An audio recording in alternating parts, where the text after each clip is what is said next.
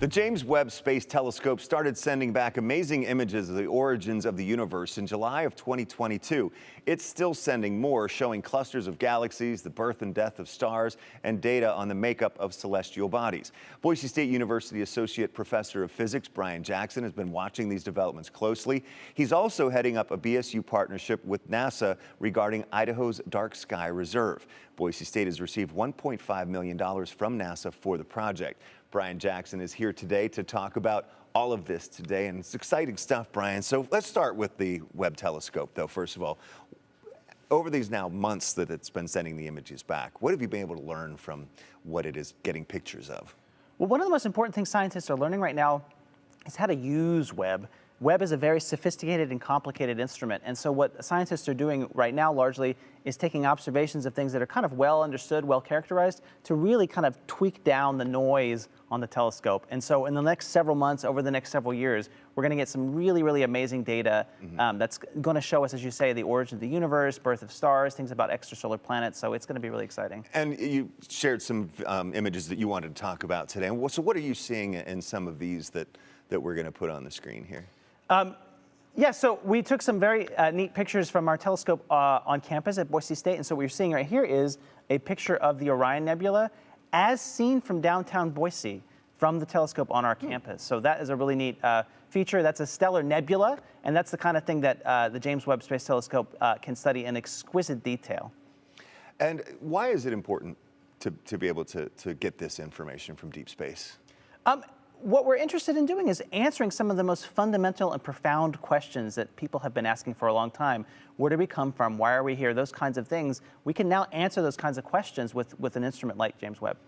All right, so let's move on to the other thing, too, this exciting program that you're working with NASA and the Idaho Dark Sky Reserve. $1.5 million in grants from NASA for this. What is the project? What are you doing?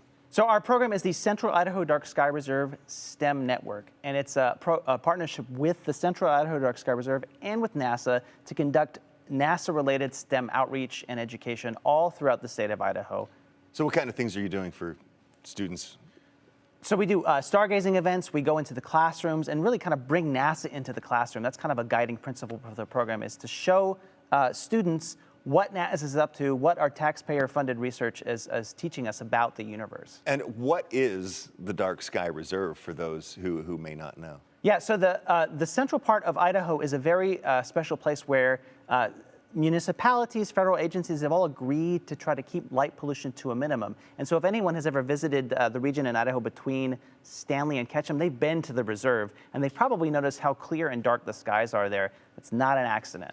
And it's one of those areas because, as you mentioned, the lack of light pollution there, that you can see a lot more in the sky just with the naked eye, and let alone with a telescope. Yeah, that's right. The Central Idaho Dark Sky Reserve has a sky so dark that the Milky Way can actually cast visible shadows. So it's a very special place to do astronomy. Now, the cool thing about this project, too, is the original grant was for $1 million, but NASA said, hey, here's another $500,000 if you want it, right? And how did that come about?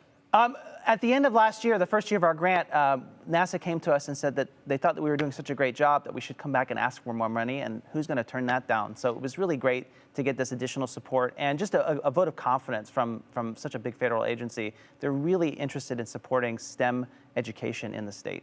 All right, and you also have a fun thing that's going on in the outreach realm as well, and that is the First Friday astronomy events. Can you tell us about that series? Yeah, that's right. So we're doing astronomy not just in the Dark Sky Reserve, but also here in Boise. On the first Friday of every month, Boise State Physics hosts the First Friday Astronomy event, 7:30 p.m. on campus. You can come down and learn about some of this exciting astronomy from some of the astronomers who are actually doing the work. So it's the first Friday of a month. Come down to Boise State's campus that evening and learn some cool astronomy. So we just barely missed February. What's coming up in March? So March 3rd, we're going to have an astronomer come out from UC Riverside who studies dwarf galaxies. So that should be very interesting. All right. Professor Brian Jackson with Boise State. Keep up the good work. Yeah, thanks very much. Got to have you on again sometime. Yeah, for sure. I always love getting these updates from you. And we'll be right back.